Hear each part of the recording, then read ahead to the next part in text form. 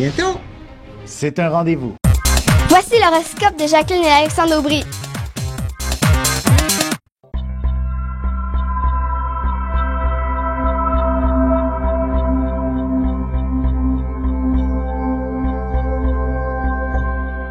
Semaine du 21 septembre 2015, allons-y avec les cancers, lions et vierges.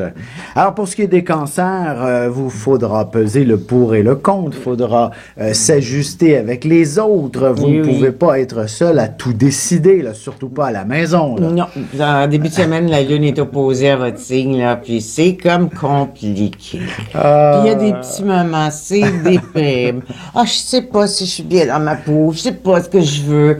C'est pas grave, ça va vous passer. Il y a effectivement beaucoup d'émotions dans l'air, signe très sensible de nature. C'est ça. Et effectivement, il y aura beaucoup de petites contrariétés qui pourront se faire sentir, notamment avec l'être aimé. Là. Il y aura certainement des situations... C'est l'amour. Quand c'est contrarié en amour, un cancer, c'est tout croche. Mais on balaye tout ça cette semaine et le week-end va s'annoncer au contraire des plus extraordinaires. Et surtout, inutile d'aller bien loin. Là. Restez chez vous, en amoureux, faites-vous un souper à la chandelle. Bref, laissez-vous transporter par le moment présent et ce sera des moments merveilleux que vous allez vivre avec votre amoureux.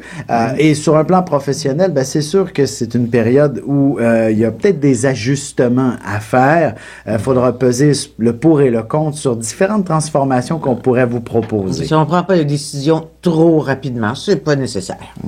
Pour ce qui est des lions, début de semaine où il y a beaucoup de boulot, mais en même temps, la santé peut-être pas parfaitement au rendez-vous. Là. Si vous avez de jeunes enfants, vous allez peut-être attraper leurs petits microbes qu'ils ont ramenés de l'école. Là, ça faisait longtemps qu'ils les avaient pas revus, alors ils vont être, ils vont se présenter de façon assez dynamique. Et il faudra définitivement prendre du repos, vous assurer de vous remettre sur pied. Ça sera pas long, peut-être une journée ou deux, histoire de bien cerner ce qui se passe. L'histoire de regretter l'été. Oui, entre autres.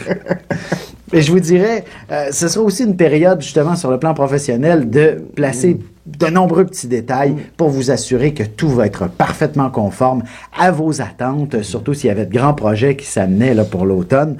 Il fallait placer ces petits détails-là avant de vous y impliquer.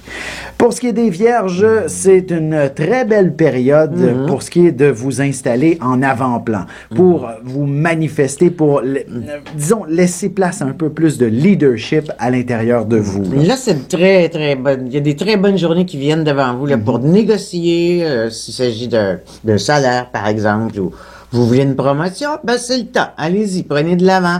Avec toute la délicatesse qu'utilise la Vierge, eh bien, vous allez obtenir des bons résultats. Peut-être une petite centrée de votre côté aussi qui va se fragiliser si vous prenez les bouchées doubles en début de semaine. L'épuisement est au rendez-vous.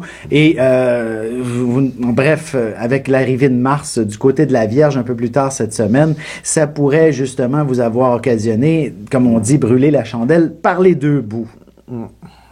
Ça se fatigue plus vite.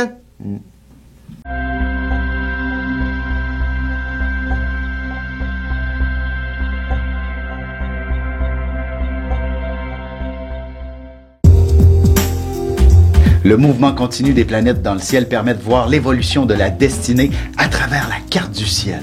L'astrologie peut répondre à quand la chance tournera en votre faveur, quand accéderez-vous au bonheur, quand trouverez-vous un emploi, l'âme sœur, la santé ou l'harmonie. L'astrologie peut aussi comprendre et cerner la nature de vos relations amoureuses, amicales, familiales et professionnelles.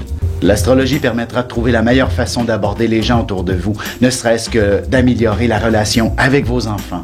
C'était un bref aperçu de ce qui se trouve dans une carte du ciel.